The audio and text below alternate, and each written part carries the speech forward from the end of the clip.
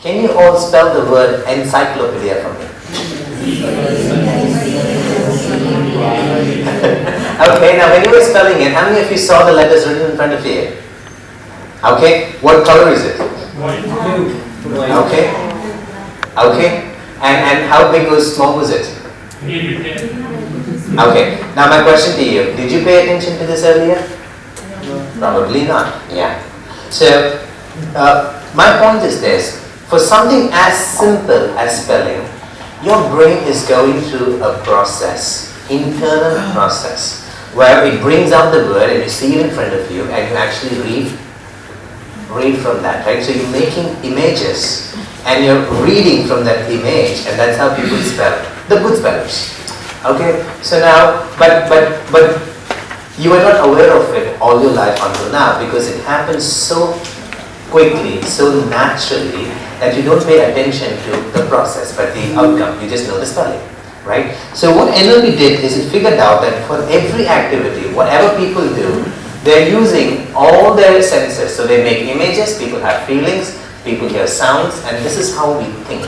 And this is how we structure our thoughts, and this is how we make decisions. Okay? But until it was brought to your attention, you didn't probably recognize it, right? So you didn't know you were seeing these words. Now let's do one more thing.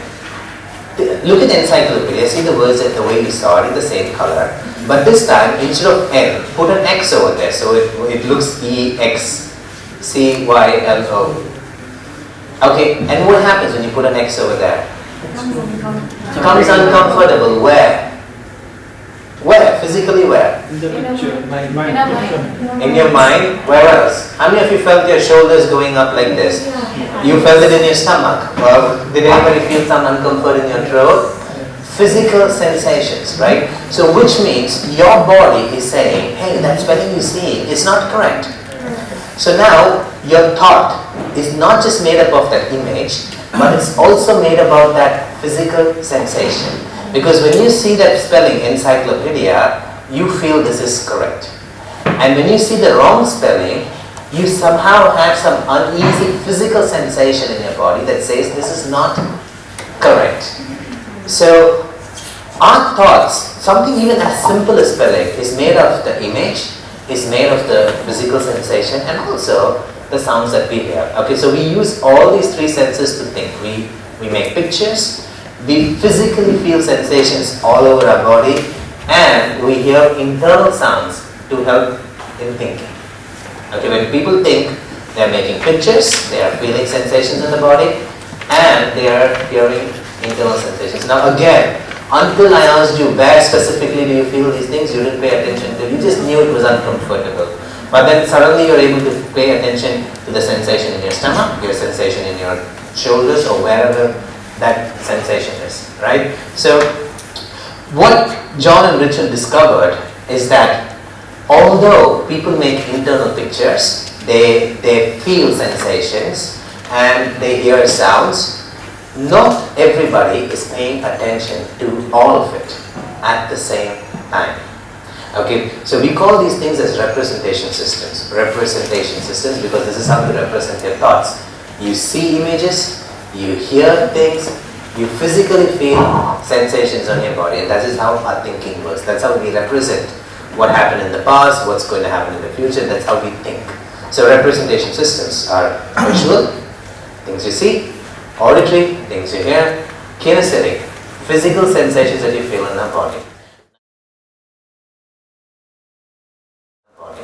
Now, what NLP discovered is, in addition to all of this, a very interesting concept that people tend to focus on one representation system at any given point in time.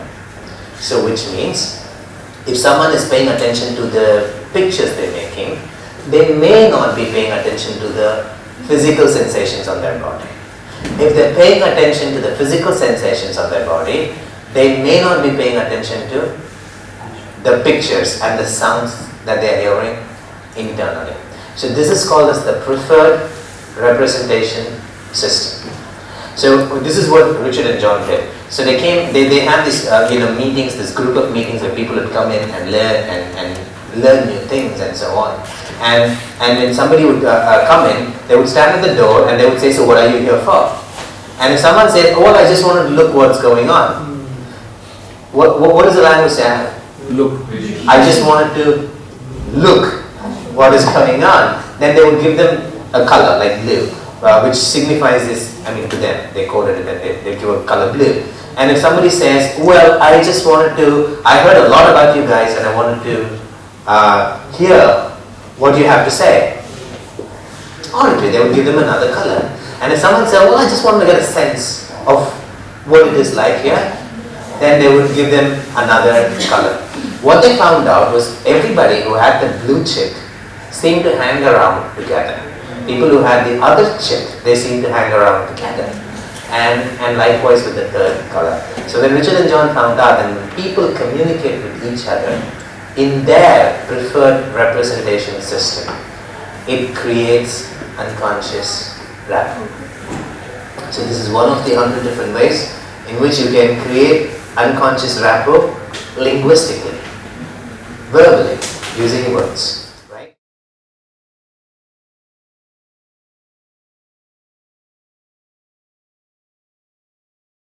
I've seen cases where there's like a customer. He walks into like a mobile phone showroom, and he's saying, "Show me the best mobile that you have. Show me the best mobile that you have." What rep system is he in? Visual. And our shopkeeper man out here is so trained to all these features. They're all by heart. He's like, the Nokia X3, blah blah blah blah. This is the features are like this. It's the best phone. It's a smartphone. It has this. It has that. What rep system is he in? Auditory. Is there a match? No. And this guy is saying, show me. That one is going on with, mentioning other features because he thinks he's doing a good job. He thinks he's doing his duty by educating the customer with all the features, but the customer doesn't want to hear any of that. He wants to see a mobile phone. So what would be pacing and needing in this case? What should the shopkeeper do? Take the mobile phone and show it to him, a catalog or the phone itself or some representation of the phone. Go show it to him. Let him go see it. Maybe if he wants to feel it, let him feel it. When he's into that representation system fully, and now that you have joined him, then you lead by talking about the features. He listens to you, right? But if you start off with the features and that guy wants to see the phone, then there's that disconnect right away, right? I mean, most people don't pay attention to what rep system. They have this one fixed standard style of, of selling or presentations, and they just go on the same way. When Obama's speeches go through a certified NLP's expert's eye before he actually speaks, guess why? Right, in a group of people, there are going to be so many who are very visual at that point in time. There are going to be people who are auditory at that point in time. There are going to be people who are kinesthetic at that point in time. And if Obama is like visual all the time, then what happens to people? He's going to be superly in rapport with one set of people and he'll completely lose out on the others, right? So his speeches or any of our political leaders' speeches, listen to it next time. They're always cycling between all rep systems. They're going to talk to you, so they speak in yes, but they're also going to take you through a visual experience. They're going to take you through an auditory experience. They're going to take you through a kinesthetic experience.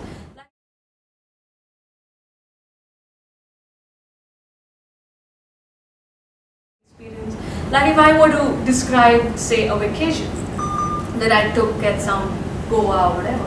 So I can say, I've always been wanting to go to Goa, and so we decided, we took the flight and we landed in Goa, and I went to the beach, and the beach looked so beautiful. It was like blue, and it was like the brown sand out there, and the contrast of the blue, and the way the sun was rising bright, and the rays, the way they fell on the water. It was a great sight. And as I was there, I suddenly began to pay attention to, these street vendors that were shouting in their local language. They were selling fish and all kinds of things. And I also happened to hear, these really, really mellow birds that were going chirp, chirp, chirp, chirp, chirp, chirp, all the way.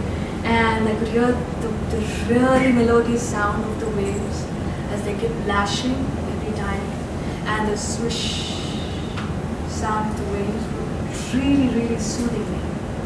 They calmed me so much, and I could feel the way my body felt as the sand touched my skin and took me into a deeper, deeper state of absolute relaxation.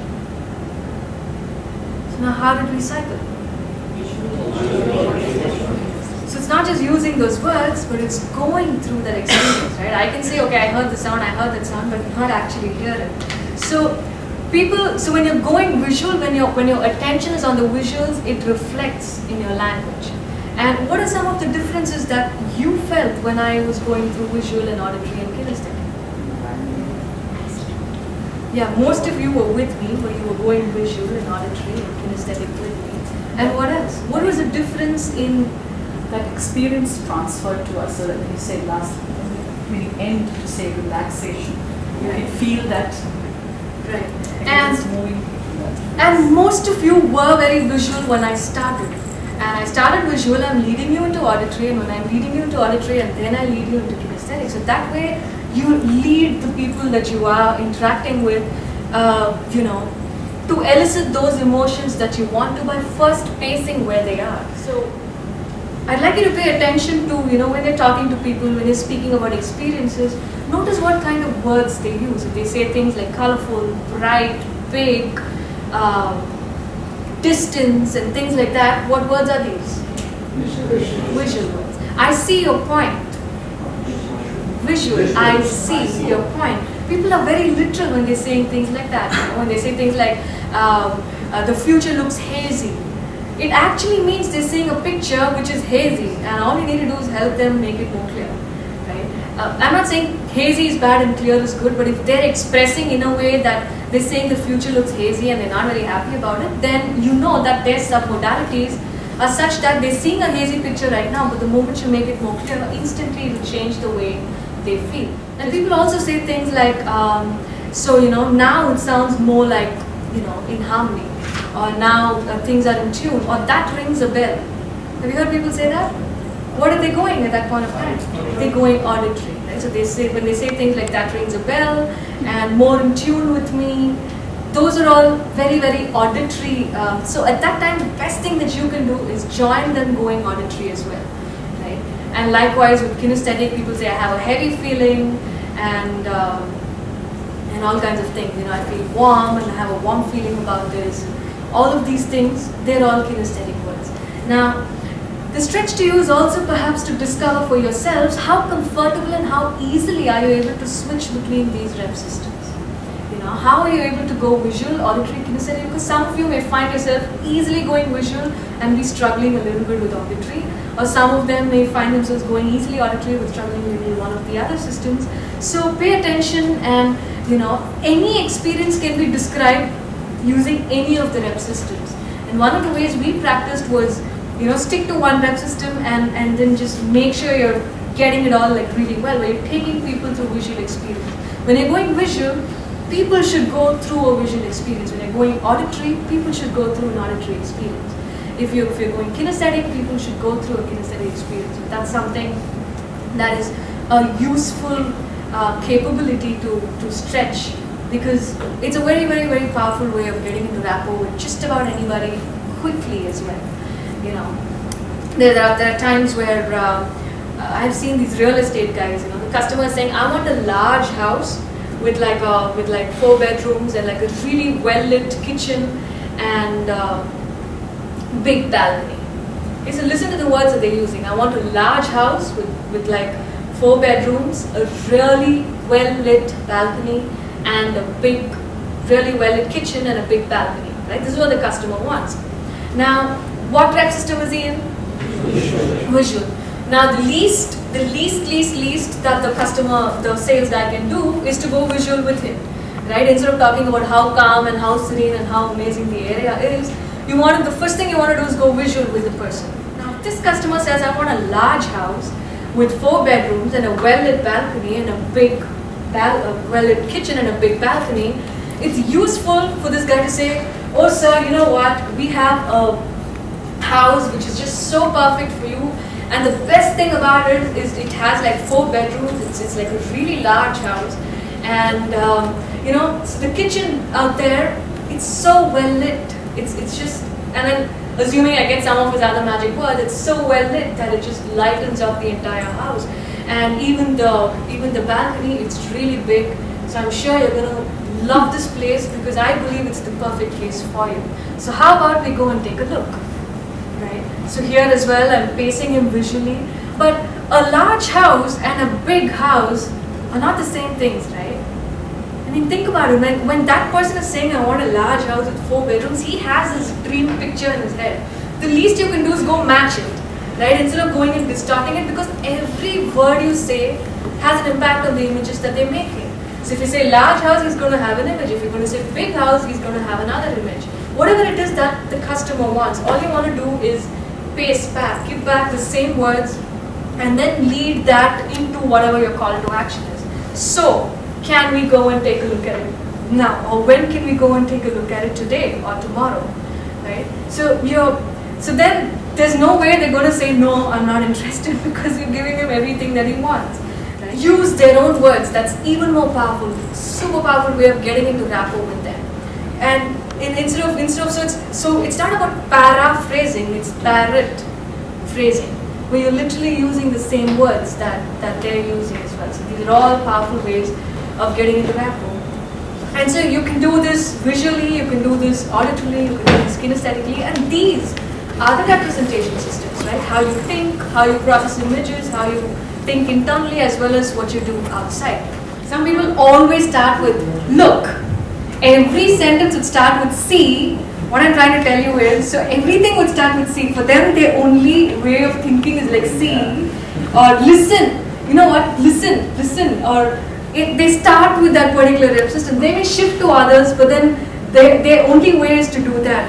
But the challenge is, you know, when there are like a whole bunch of people. I mean, I'm sure some of you who are into meeting customers, who are into sales and things like that, sometimes you have an intuitive feeling that this is going to go off really well, it's really easy, right? And in some others you feel like maybe it's going to be a little difficult. What's the difference? It's fundamentally that person whom you think it's very easy with is probably more similar to you. Maybe your rep systems match at some level, and with like the other persons, it may be maybe that person's rep system is so different from you, or maybe you don't have the flexibility to be able to get in rapport with that person easily. And that's how sometimes some people are very easy, some people are very difficult. So, and you may also notice that with some people you're doing it extremely well, and some others you just don't hit it off, right? Even in a business meeting. And what happens when you develop your flexibility in going visual, auditory, kinesthetic, being able to pace and lead a lot of people, practicing right here. I mean,